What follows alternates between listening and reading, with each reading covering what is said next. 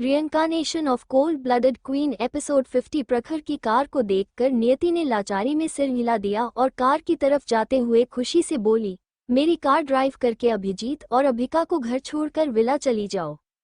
खुशी ने भी अपने जीजू की कार को देख लिया था। उसकी आंखों में चमक थी। वो मन ही मन बोली, तो मेरी वार्निंग काम आई। अब आगे। इस वक्त बहुत ज्यादा एक्साइटेड लग रही थी। उसकी वार्निंग काम जो आ गई थी, उसके जीजू डायरेक्ट यहाँ नियति को लेने के ही आ गए थे। सुमन ने और बाकी सब ने खुशी को देखा। सुमन ने लाचारी में सिर हिला दिया और बोली, इसमें जीजू को मैसेज करके बताया था कि बहुत सारे लड़के नियति के पीछे कॉलेज में पड़े हुए हैं और कहीं ऐसा ना हो कि कोई नियति कौन से छीन ले लगता है। इस बात का जीजू पर बहुत ज्यादा असर हुआ है, इसलिए जीजू नियति को लेने के लिए यहाँ तक आ गए हैं। उसकी बात सुनकर सब हंसने लगे। प्राची बोली, उन्हें बस एक मैसेज में बुला लेना, ये तो बस भाभी की मैटर में ही हो सकता है, वरना अगर कोई और मैटर होता तो भाई कभी नहीं आते। आपने असिस्टेंट या फिर गार्ड्स के साथ संजीत भाई को ही हर मैटर में भेज देते हैं। स्वाभिमान ने भी उसकी बात पर हाँ में सिर हिलाया। वही प्रशांत जो अभी अपनी कार की तरफ ही जा रहा था, उसने भी नियति को एक कार की तरफ जाते हुए देख लिया। उसने गहरी सांस ली। उसने पहले ही दिन नियति को बुरी तरह से नाराज कर दिया था, इसलिए उसे अच्छी तरह से पता था कि नियति को मनाना और अभी दोस्ती करना इतना आसान नहीं होगा।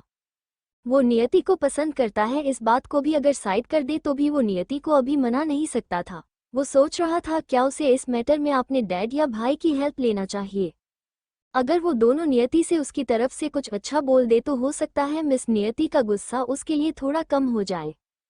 उसके डैड और भाई नियति के बेस्ट टीम मेंबर थे, इसलिए मिस नियति ने उसके डैड को यहाँ पर ट्रस्टी बनाया था, तो हो सकता है वो बात करे तो बात बन जाए। वो नियति के करीब थे, खास करके उसके भाई। उनके जरिए वो जरूर रिलाइट मर्चेंट में भी शामिल हो सकता है। वो और ये सब नहीं देखना चाहता था, इसलिए अपने कार में बैठकर वहां से चला गया। वही खुशी नियति को देख ही रही थी कि तभी उसने देखा एक और कार आकर रुकी और उसमें से करण बाहर निकला। कुछ दिन से उसने करण को नहीं देखा था, इसलिए उसे देखते ही खुशी ने चेहरा घूम लिया। उसे डर था कि करण यहाँ आकर कुछ बकवास करेगा। करण ने जब नियति को दिखाओ तो वो पहले नियति की तरफ चला गया और उसे गले से लगा लिया। ये देखकर प्रखर जल्दी से कार से बाहर आ गया। उसे तो नहीं आती कि भाई से भी जलन होती थी जब वो उसकी बनी की गले लगते थे। उसे इस वक्त इतनी ज्यादा जलन हो रही थी कि उसने करण को खींचकर पीछे कर दिया और जलन में दांत पीसते हुए बोला, मेरी बीवी से दूर रहो, अब वो सिर्फ मेरी मंगेतर नहीं मेरी बीवी है। करण ने प्रखर को मुंह से कोड़कर देखा और बोला, मुझे भी ये बात अच्छी तरह से पता है, इसलिए अनाउंस करने की कोई जरूरत नहीं है जलकुकड़े जीजाजी। वैसे मैं अपनी कंपनी को स्टार्ट करने के लिए सिटी से थोड़ा दूर क्या गया। आपने तो मेरी बहन से शादी ही रचा ली और मेरे आने तक इंतजार भी नहीं किया, करण धीरे से बनाकर बोला। तो प्रखर ने बस नियति को अपने करीब खींच लिया और उसे टाइटली हग कर लिया, जैसे किसी को भी रास्ता नहीं देना चाहता हो कि कोई भी उसकी बनी के करीब आए। उसने कारण की बातों का बस घूरते हुए जवाब दिया और फिर अपनी बनी की बालों में मुंह छुपा लिया और उसकी बालों की खुशबू को अपने अंदर इन्हें करने लगा। ये देखकर करण उनसे थोड़ा दूर हो गया और बोला, क्या आप थोड़ा कम मेरी बहन से चिपक सकते हो? मेरी बहन अभी बहुत छोटी है, इसलिए आपको उससे थोड़ा दूर रहना चाहिए जीजा जी। नहीं, मुझे दूर नहीं रहना है, भला मैं अपनी बीवी से दूर क्यों रहूं? प्रखर ने फेस ऊपर करके तिरछी निगाहों से उसे देखते हुए बोला। तो करण ने गहरी असली वो जानता था कि वो अब इस इंसान अपने जिद्दी जीजा जी से कोई बात नहीं कर सकता है, क्योंकि वो कुछ भी कहे प्रखर उसकी बात को सुनने तो नहीं बोला था। तो वो प्रखर को देखकर बोला, ठीक है, ज्यादा मत उछलिए, वो अभी भी मेरी छोटी राजकुमारी है और जब चाहूं जैसा चाहूं अपनी छोटी राजकुमारी से मिल सकता हूं। वैसे मैं तो आपको इनवाइट करने आया था, मेरी गेमिंग कंपनी की ओपनिंग है परसों, आपको भी छोटी राजकुमारी के साथ आना ही होगा और उसी दिन आपका कोई मीटिंग है तो आप उसे थोड़ा डिले कर दीजिए।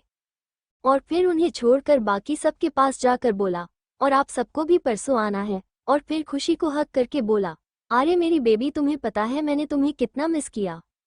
मैं तो यही सोच रहा था कि कब काम खत्म हो जाए तो मैं तुमसे मिलने आ जाऊं। अब मेरी कंपनी भी ओपन हो जाएगी और हम दोनों का फ्यूचर भी सेट हो जाएगा। मैंने तो हमारी फ्यूचर प्लानिंग भी कर लिया है, हम जल्दी शादी कर लेंगे, फिर 2 बच्चे। बस तुम फिर से चुड़ैल की तरह मुझे मरने मत लगा जाना, बस इतना ही काफी है। उसकी बात सुनकर खुशी का पारा हाई हो गया। ये लड़का सबके सामने उसे शादी के लिए प्रपोज कर रहा है या फिर उसे चुड़ैल कहकर उसकी बेइज्जती कर रहा है। वही वंदना जो पीछे खड़ी थी, उसने पहले कभी करण को नहीं देखा था। उसने बस सुना था कि नियति का भाई करण खुशी से प्यार करता है। इसलिए उसने पास खड़ी सुमन से पूछा, क्या ये करण भाई है जिनके बारे में तुमने बताया था? सुमन हाँ में सिर हिलाते हुए बोला, हाँ यही है, और दोनों की पहली मुलाकात में ही किसके साथ लड़ाई हो गई थी। उसकी बात सुनकर वंदना और उसके बाकी दोनों दोस्त भी हंसने लगे। वहीं उन सबको हंसते देखकर खुशी को लग रहा था वो सब उसे पर हंस रहे हैं, इसलिए वो करण को खुद से दूर करने की कोशिश करते हुए बोली, बंदरों की तरह मत चिपको बंदर कहीं का। तुम्हारी हिम्मत कैसे हुई मुझे चुड़ैल खाने की? क्या मैं तुम्हें चुड़ैल जैसी लग रही हूँ? अगर मैं चुड़ैल हूँ तो तुम मुझसे शादी करना क्यों चाहते हो? मुझे तो तुम जैसे बंदर से शादी करने में कोई इंटरेस्ट नहीं है। उसकी बात सुनकर करण ने और भी कसकर उसे पकड़ लिया और बोला, तो क्या तुम्हें चुड़ैल की जगह अब से मैं छिपकली बुलाऊं? उसकी बात सुनकर खुशी और भी ज्यादा गुस्सा हो गई और गुस्से से उसकी पैर पर पैर मारते हुए बोली, बाकी सब जो अपनी गर्लफ्रेंड को बाबू सोना जान कहते हैं वह तो बेवकूफ है, जो तुम कहते हो वही सही है, पागल इंसान, छोड़ो मुझे। उसकी बात सुनकर करण ने अपनी पैर को पकड़ते हुए उसे छोड़ दिया और बोला, मार डाला रे जालिम औरत, कोई अपने होने वाले पति को इस तरह से मारता है? क्या पाप लगेगा तुम्हें? उसकी बात सुनकर खुशी उसकी कमर पर चिकोती काटते हुए बोली, और कोई अपनी होने वाली बीवी को जानू सोना मोना के जगह चुड़ैल छिपकली बुलाता है क्या? उसकी बात सुनकर करण ने अपनी कमर पर हाथ रख लिया, हर खुशी से बोला, इसका मतलब तुम मेरी प्रपोज में राजी हो? इसका मतलब तुम भी मुझसे शादी करके मेरी बीवी बनना चाहती हो? ये सोहो मेरी छोटी राजकुमारी, तुम तो मेरी लकी स्टार हो। तुम्हारी वजह से मुझे कंपनी भी मिल गई और बीवी भी। वो खुशी से नियति को मुड़कर देखते हुए बोला। वहीं खुशी हक्का बक्का रह गई, वो तो बस करण की बात को दोहरा रही थी। उसने करण से शादी के लिए हाँ कब कहा जो ये लड़का इतना खुश हो रहा है? तभी उसे समझ में आया कि बातों बातों में उसने ये कह दिया था कि वो उसकी होने वाली बीवी है। ये याद करके और करण को इतना खुश होते हुए देखकर खुशी का गाल शर्म से जलने लगा। उसने सबको देखा, बाकी सब उन दोनों की इस खिट पीट नोक-झोंक को देखकर मुंह पर हाथ रखे हंस रहे थे। उन्हें इस तरह से खुद पर हंसते हुए देखकर उसे और भी शर्मिंदगी महसूस होने लगी। उसने गुस्से से घर कर करण को देखा और बोली, मैंने तुम्हें शादी के लिए हाँ नहीं कहा है, इसलिए सपने देखना बंद करो। इतना कहकर वो पैर पटकते हुए नियति की कार की तरफ जाने लगी। वहीं उसे इस तरह से लाल गालों के साथ जाते हुए देखकर सब और भी ज्यादा हंसने लगे। वही करण ने मुंह बना लिया और बोला, मैं भी देखता हूँ तुम मुझे छोड़कर कहाँ जा सकती हो, तुम्हें तो मुझसे शादी करनी ही पड़ेगी। आखिरकार तुमने मेरी फास्ट किस चुरा ली है, मैं किसी और से शादी नहीं कर सकता हूँ। मैं एक लॉयल आदमी हूँ, मैं किसी को किस करके किसी दूसरी लड़की से शादी नहीं कर सकता हूँ, इसलिए तुम्हें तो मेरी जिम्मेदारी लेनी ही होगी खुशी। वरना अगर मैं किसी और से शादी करूँगा तो मैं उसे मुंह कैसे दिखाऊंगा? उसकी बात सुनकर खुशी जो भाग कर जा रही थी वो करण की बातें सुनकर गिरते गिरते बची। उसने फिर से मुड़कर गुस्से से करण को देखा, फिर पैर पटकते हुए उसकी तरफ उंगली दिखाकर खुन्नस में चली गई। वंदना हंसते हुए बोली, वाह, इन दोनों की बच्चों जैसी फाइट दिखने में बहुत मजेदार है, पर जो भी कहो लगता है दोनों एक दूसरे से प्यार तो करते हैं। तभी आकाश उसकी कान के पास झुकते हुए धीमी आवाज में बोला, क्या हमारी पहली मुलाकात में हम दोनों की किस नहीं हुई थी? तो क्या मैं ये मान लूं कि आज से तुम मेरी गर्लफ्रेंड हो और हम भी एक दूसरे से प्यार करें? उसकी बात सुनकर वंदना ने हैरानी से करण को देखा, तो करण ने उसकी तरफ देखकर आई विंक कर दिया तो वंदना बुरी तरीके से ब्लश करने लगी। वहीं प्रखर ने नियति के हाथ को पकड़ा और बोला, ठीक है, मैं और मेरी बनी हम दोनों डेट पर जा रहे थे, तुम सब यहाँ बकवास करते रहो। फिर प्राचीन और स्वाभिमान को देखकर बोला, तुम दोनों यहाँ से सीधा घर जाओ। अपने भाई की बात सुनकर स्वाभिमान मुंह बनाकर बोला, भला ये क्या बात हुई, भाई भाभी को लेकर डेट पर जा रहे हैं और हमें घर जाने के लिए कह रहे हैं। अब तो मुझे भी डेट पर जाने का मन कर रहा है, बस गर्लफ्रेंड की कमी है। उसकी बातें सुनकर प्राची को याद आया कि प्रमित जी ने उसे शाम को रेस्टोरेंट में मिलने के लिए बुलाया था। ये भी उनका एक डेट ही था, तो वो ब्लश करने लगी। वो जल्दी घर जाकर तैयार होकर प्रमित से मिलने जाना चाहती थी। इसलिए प्रखर जब नियति को लेकर चला गया तो वो स्वाभिमान से बोली, चलो घर चलते हैं। तभी अगम बोला, स्वाभिमान में भी तुम्हारे साथ चलता हूँ। प्राची को घर छोड़ने के बाद हम दोनों आज मॉल में शॉपिंग करने चलते हैं और मूवी देखकर घर आएंगे। क्या पता थिएटर हमें भी हमारा प्यार मिल जाए। अगम की बात पर स्वाभिमान भी राजी हो गया, इसलिए एक एक करके सब वहां से निकल गए। वंदना भी आकाश को देखते हुए अपने कार में जाकर बैठ गई और वहां से घर के लिए निकल गई। वहीं रूही और नेहा इस वक्त कार के अंदर बैठी ये सब देख रही थी। रूही गुस्से से तिलमिलाई हुई थी। उसे समझ में नहीं आ रहा था कि प्रखर नियति को इतना अहमियत क्यों देता है। उसने जितना भी प्रखर रायजादा के बारे में सुना था सब कुछ इस वक्त उसे झूठ लग रहा था। उसने तो सुना था मिस्टर प्रखर रायजादा को लड़कियों से बात करना नहीं आता है। वो लड़कियों को अपने आसपास भी बर्दाश्त नहीं कर सकते हैं और वो बहुत ज़्यादा ऑन रोमांटिक हैं। पर यहाँ तो कुछ अलग ही हो रहा था। यहाँ तो वो नियति से कितने ज़्यादा प्यार से बात कर रहे थे। ऐसा लग रहा था जैसे नियति के सिवा उन्हें कुछ और नहीं दिखता है। वो तो सबके सामने भी नियति से कितना चिपकता रहता है, जैसे उसे कोई शर्म लिहाज ही ना हो। वो तो किसी भी तरीके से ऑन रोमांटिक नहीं लगता है, बल्कि वह तो सबसे ज़्यादा रोमांटिक लगता है। और भला कौन सा ऑन रोमांटिक बंदा अपनी गर्लफ्रेंड या फिर मंगेतर के लिए डेट प्लान करेगा। उसने गहरी सांस ली अपनी गुस्से को दबाने के लिए और ड्राइवर को चलने के लिए बोला। आज अर्जित को कुछ काम था, इसका एक कॉन्सर्ट के लिए साइन करना था, इसलिए वो पहले चला गया था। कुछ देर बाद नेहा और रूही दोनों विला पहुंच गए। जय, आकाश और आदित्य भी अभी अभी विला पहुंचे थे। नेहा और रूही भी उन तीनों के पीछे पीछे अंदर चली गई। रूही की मुठिया कसी हुई थी गुस्से से। प्रखर जैसा इंसान तो उसे ही मिलना चाहिए था। प्रखर आज जो सब नियति के लिए कर रहा था वो सब उसके लिए होना चाहिए था। ये सब कितना रोमांटिक होता अगर दुनिया का सबसे रिच इंसान उसे हक करता, उसके लिए डाइट प्लान करता, उसके लिए पहले आकर कार का दरवाजा खोलता। सब कुछ उसकी आंखों के सामने एक सपना की तरह आकर गुजर गया। उसने भी तो यही सपना देखा था जब उसे लगा था कि प्रखर का रिश्ता उसके लिए आ रहा है। पर क्या हुआ, प्रखर ने उसे नहीं बल्कि नियति को चुना था और इसका रीजन भी उसे नहीं पता। क्या सिर्फ नियति उससे ज़्यादा खूबसूरत है इसलिए उसे सब कुछ मिलना चाहिए। जब दादी माँ ने तीनों को देखा और नियति को उनके साथ नहीं देखा तो वो बोली, तुम तीनों आ गए तो हमारी प्रिंसेस कहाँ है। बाकी सब जो वहाँ बैठे थे वो भी यही बात पूछना चाहते थे पर उसकी हिम्मत नहीं थी पूछने की। तो जय अपनी दादी माँ के पास बैठते हुए बोला, दादी माँ हमारी प्रिंसेस को तो डेविल, मेरा मतलब जीजू, लेकर डेट के लिए चले गए। उसकी बात सुनकर दादी माँ हाँ में सिर हिला दिया। उन्हें प्रखर और नियति की एक साथ वक्त बिताने से कोई दिक्कत नहीं थी। उनके हिसाब से प्रखर एक जिम्मेदार इंसान था। वो नियति को सेफली घर लाकर पहुंचा देता। पर रूही खुद को खाने से रोक नहीं पाई और बोली, पर नियति अभी सिर्फ 18 साल की है, अभी अभी तो उसकी सगाई हुई थी और अभी से इतनी देर रात तक बाहर मिस्टर रायजादा के साथ रहना क्या ये गलत नहीं है। उसे इस वक्त नियति से बहुत ज़्यादा जलन हो रही थी। उसका मन कर रहा था नियति को मार दे और प्रखर की जिंदगी में नियति की जगह वो खुद ले ले। दादी माँ ने घूर कर रूही को देखा और बोली, इससे तुम्हें क्या, तुम ऐसा नाटक मत करो कि दे से तुम्हें मेरी प्रिंसेस की चिंता है। और मेरी बच्ची भले ही 18 साल की है पर वो इतने बड़े बड़े काम कर चुके हैं जो कोई नहीं कर सकता है। इसलिए वो कहाँ जाती है, कब तक बाहर रहती है और अपने होने वाले पति के साथ वो कितनी रात तक रहती है, ये बात तुम्हें सोने की कोई ज़रूरत नहीं है। उनकी बात सुनकर रूही को एहसास हुआ कि उसने गुस्से और जलन में आकर क्या कह दिया था। उसे तो मना किया गया था कि वो नियति की मैटर में कुछ ना कहे। उसने फिर से अपनी वही पहली वाली भोला सा चेहरा बना लिया और बोली, मैं तो भूल ही गई थी कि मुझे नियति के बारे में कुछ नहीं कहना चाहिए, पर मैं खुद को खाने से नहीं रोक पाए। आखिर नियति चाहे कितनी भी आउटस्टैंडिंग हो, उसके पास कितनी भी स्किल हो, पर अभी है तो वो सिर्फ 18 साल की। इसलिए प्लीज़ दादी माँ मेरी बात का बुरा मत मानना। तभी सीखा जी थोड़े सख्त भाव से बोली, रूही तुम्हें हमने मना किया था ना, तुम नियति की मैटर में कुछ मत कहना। तो फिर तुम्हें कुछ भी राय देने की क्या ज़रूरत है। और भले ही नियति 18 साल की है पर वो कोई नादान बच्ची नहीं है।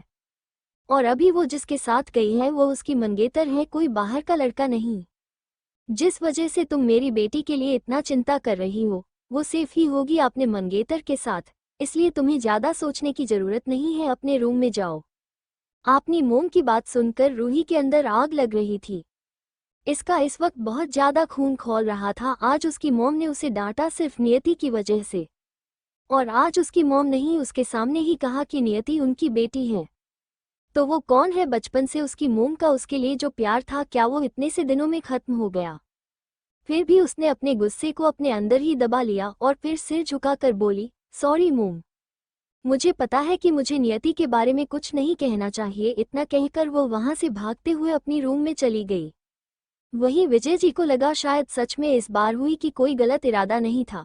फिर भी अभी भी वो रूही पर गुस्सा थे, क्योंकि रूही ने नियति को सीढ़ियों से गिरने की कोशिश की थी, इसलिए उन्होंने उसकी तरफ से कुछ नहीं बोला।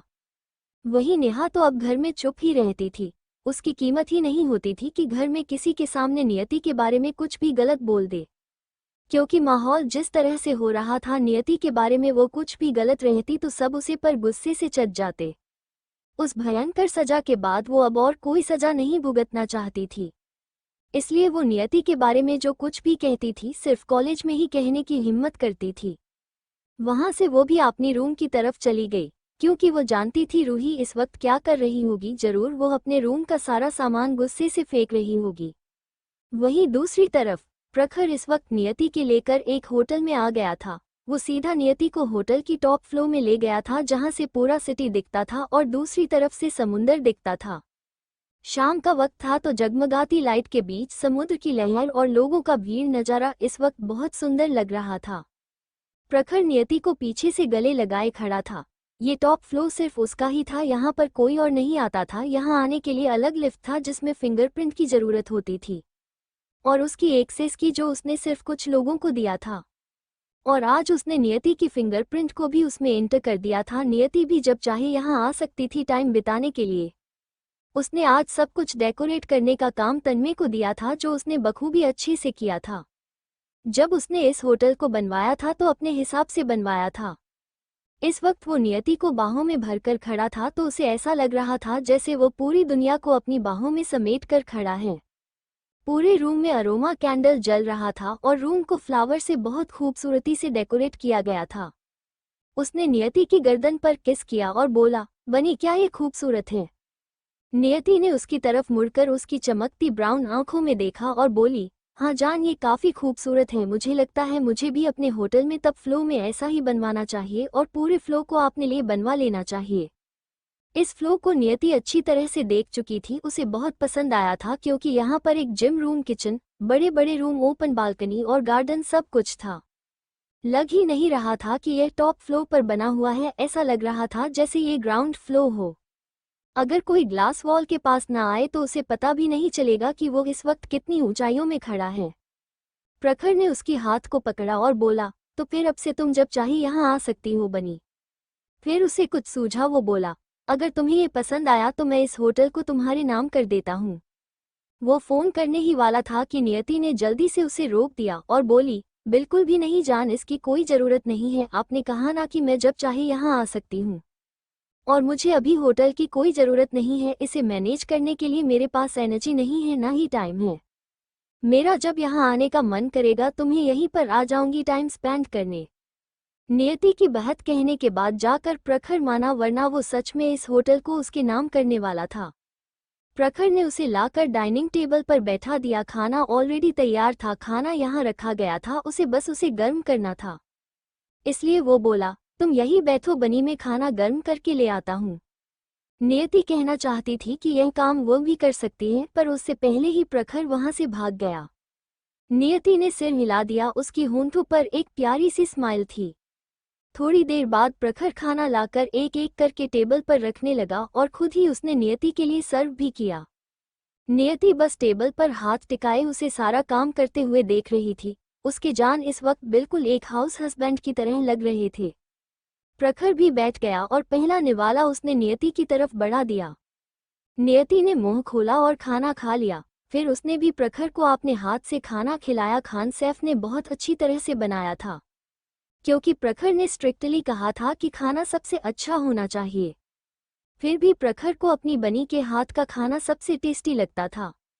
दोनों ने एक दूसरे को खाना खिलाया और फिर प्रखर ने प्लेट लेकर किचन में रख दिया। नियति ग्लास वॉल के पास खड़ी उसे काम करते हुए देख रही थी। कुछ देर बाद प्रखर उसके पास आया और बोला, आज हम दोनों यहीं रहने वाले हैं, आज तुम घर नहीं जाओगी। नियति ने कुछ नहीं कहा। उसे इस वक्त अपना पति दुनिया का सबसे हैंडसम इंसान लग रहा था। उसने प्रखर के गले में बाहें डाल दी तो प्रखर ने उसकी होंठों पर होंठ रख दिया और उसे पैशन के साथ किस करने लगा। आज उसका मन कर रहा था अपनी बनी को हमेशा के लिए अपना बना ले। 20 मिनट बाद दोनों एक दूसरे से अलग हुए तो प्रखर ने उसे गोद में उठा लिया और अंदर अपने रूम में लेकर चला गया। रूम को भी बहुत अच्छी तरह से डेकोरेट किया गया था और ये सब राका के दिमाग का खुरापाती आइडिया था। उसके हिसाब से उसके बॉस और लेडी बॉस की शादी हो चुकी थी और वो यहाँ आज शायद फर्स्ट नाइट सेलिब्रेट करने आ रहे थे। प्रखर ने उसे बेड पर लेटाया और उसके ऊपर आकर उसकी गर्दन और कॉलर बोन पर किस करने लगा। नियति उससे थोड़ा दूर होकर बोली, हब्बी प्लीज थोड़ा कम लव बाइट दिया कीजिए, ये मार्क जल्दी नहीं जाता है। प्रखर हंसते हुए बोला, मैं भी तो यही चाहता हूँ, ये जल्दी ना जाए और हमेशा रहे। उसकी बात सुनकर नियति ने उसकी चेस्ट पर धीरे से मारा और दोनों फिर से अपने प्यार में डूब गए। वहीं दूसरी तरफ प्राची रेडी हो चुकी थी। उसने एक खूबसूरत सा लॉन्ग फ्रॉक सूट पहना था जो उसे पर बहुत जच रहा था।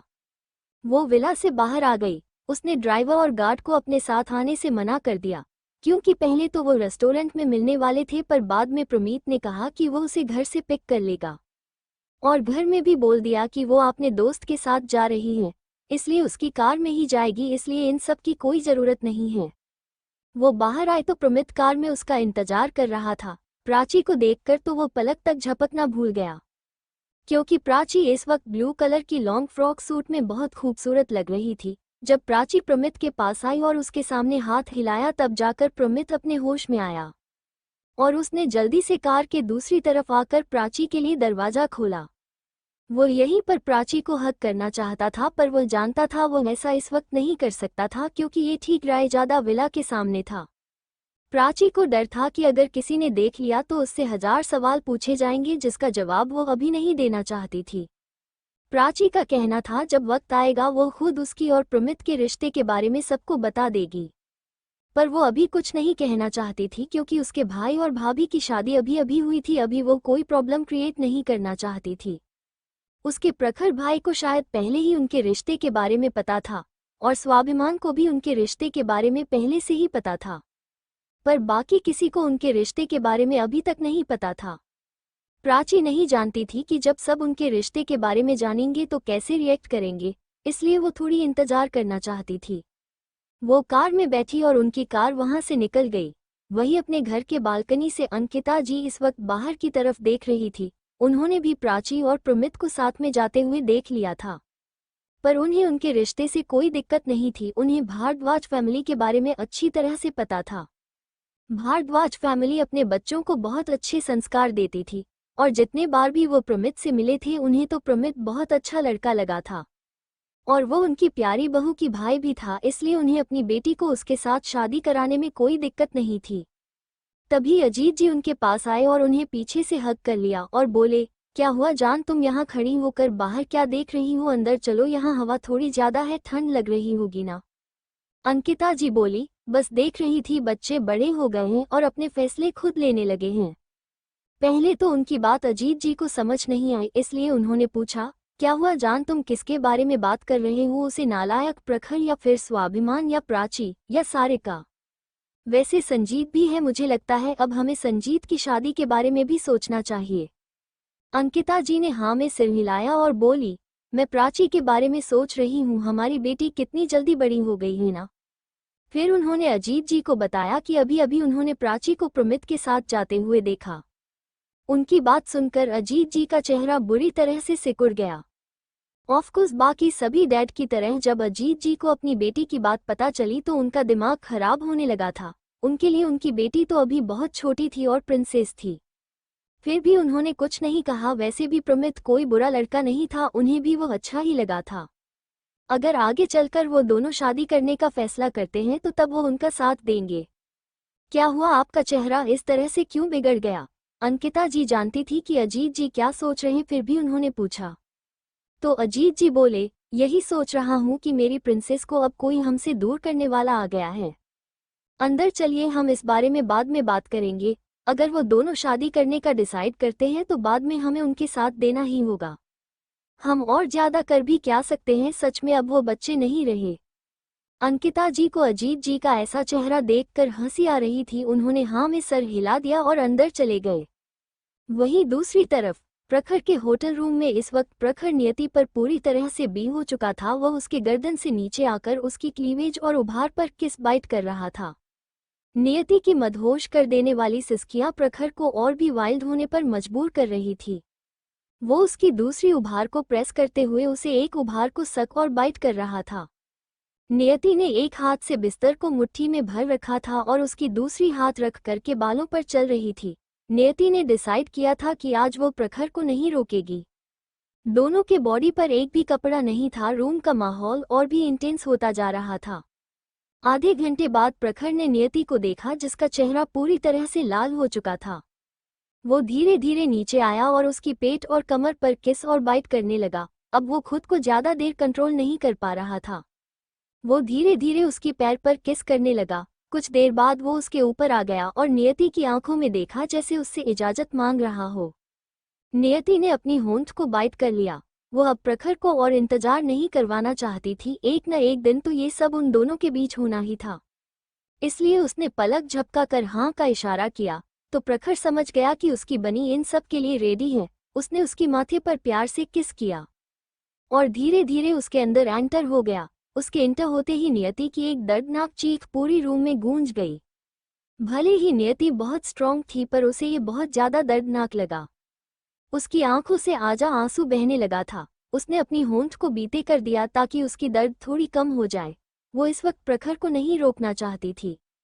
प्रखर ने जब देखा उसकी बनी को दर्द हो रहा है तो अभी वो मूव नहीं हुआ और थोड़ा रुक गया और नीचे झुककर नियति के होठों को अपने होठों में कैद कर लिया और उसे धीरे धीरे पैशन के साथ किस करने लगा ताकि नियति का माइंड डाइवर्ट हो जाए और उसकी दर्द थोड़ी कम हो जाए। कुछ देर बाद जब नियति की दर्द थोड़ी सी कम हो गई तो प्रखर ने मूव करना स्टार्ट कर दिया। वो ये सब बहुत जेंटल तरीके से कर रहा था ताकि उसकी बनी को ज्यादा दर्द ना हो क्योंकि वो अभी सिर्फ 18 साल की थी। आधे घंटे बाद उस पूरे रूम में प्रखर की गहरी सांस और नियति की मदहोश कर देने वाली सिसकियों की आवाज गूंज रही थी। अगर कोई उस रूम के आसपास होता और इन आवाजों को सुन लेता तो जरूर समझ जाता कि अंदर क्या हो रहा है। वहीं प्रखर नियति को बार बार किस कर रहा था ताकि उसके दर्द थोड़ा काम हो सके। अब नियति को इतना ज्यादा दर्द भी नहीं हो रहा था। धीरे धीरे वह भी प्रखर के प्यार में डूबने लगी थी। आज दोनों ही सही मायने में एक हो गए थे। दिल से तो वो हमेशा से एक थे पर आज दोनों का मिलन भी हो चुका था। वहीं दूसरी तरफ मित्तल हाउस में इस वक्त रुचिका अपनी बेड पर बैठी हुई थी और हैरानी से अपनी फोन में देख रही थी।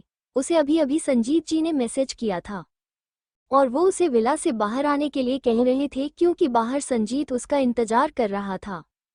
रुचिका तो हैरान हो रही थी। आजकल बार बार संजीत उसे हैरान करता जा रहा था। उसे समझ में नहीं आ रहा था कि आखिर हुआ क्या है जो संजीत जी अब उससे इतने प्यार से बात करते हैं। उन्होंने बीच में रेसिंग के टाइम फ्रांस से आते वक्त उससे इजहार भी किया था और ये भी बोला वाह कि वो सिर्फ उनकी है, इसलिए उनके सिवा वो किसी भी लड़के को ना देखे। आखिरकार वो क्या रहा था? क्या संजीत जी अमायरा से प्यार नहीं करते थे? तो फिर अब वो प्यार उनकी तरफ कैसे शिफ्ट हो गया? वो जल्दी से रूम से बालकोनी की तरफ भागी। वह देखना चाहती थी क्या सच में संजीत जी यहाँ तक आ गए थे और बाहर उसके आने का इंतजार कर रहे थे। थोड़ा गौर से देखने के बाद उसने देखा संजीत अपने कार से टेक लगाए खड़ा था और मित्तल विला की तरफ ही देख रहा था। उसकी नज़र उसकी बालकोनी पर ही टिकी हुई थी और जैसे ही संजीत ने प्राची को देखा तो उसने जल्दी से फ़ोन निकाला और कुछ टाइप किया।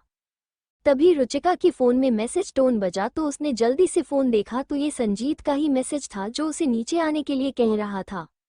रुचिका को समझ में नहीं आ रहा था कि अब वो क्या करे। अगर वो नहीं गई तो वो जानती थी संजीत जितना जिद्दी इंसान है वो यहाँ से वापस नहीं जाने वाला। वो यहीं पर खड़े होकर उसकी इंतजार करता रहेंगे। इसलिए उसने आ रही हूँ टाइप करके संजीत को मैसेज कर दिया और अंदर चली गई। उसने जल्दी से कपड़े बदले। उसने एक जीन्स और कुर्ती पहन लिया जिसमें वो बहुत खूबसूरत लग रही थी, बिल्कुल एक डॉल की तरह। उसने पर्स उठाया और बाहर निकल गई। नीचे इस वक्त कोई मौजूद नहीं था।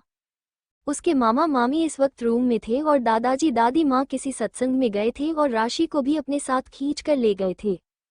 उसके यश भाई अभी तक घर नहीं आया थे और अगम भी स्वाभिमान के साथ गया हुआ था। वो वहां से जल्दी से बाहर निकल गई। अगर संजीत वहां पर ज्यादा देर खड़ा रहा तो जरूर उसके मामा जी और मामी जी को पता चल जाएगा।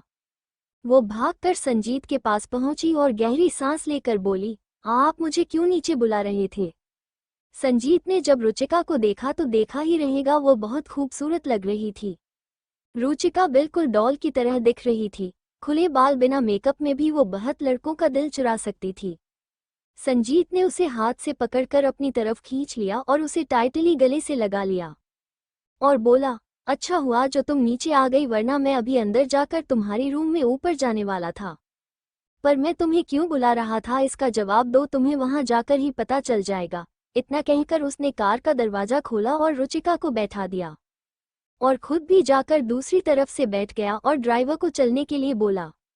रुचिका ने जब महसूस किया कि संजीत उसके बहुत करीब बैठा हुआ है तो उसका दिल फिर से जोरों से धड़कने लगा।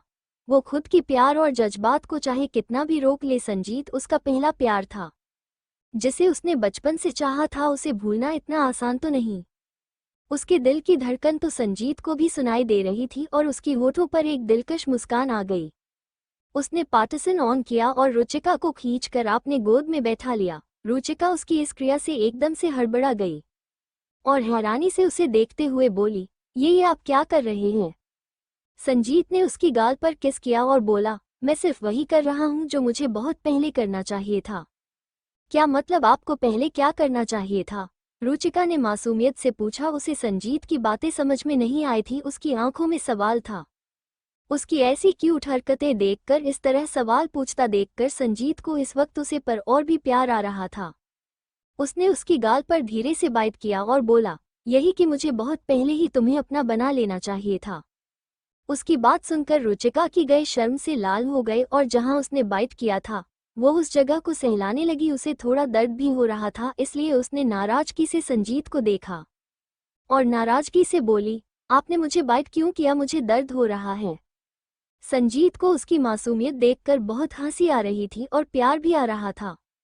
वो फिर से उसकी गाल पर वाइट करना चाहता था, पर उसने खुद को रोक लिया और उसे हक करके बोला, तुम बहुत सवाल करती हो और आज मैं तुम्हारी सारी सवालों का जवाब दे दूंगा मेरी बेबी गर्ल।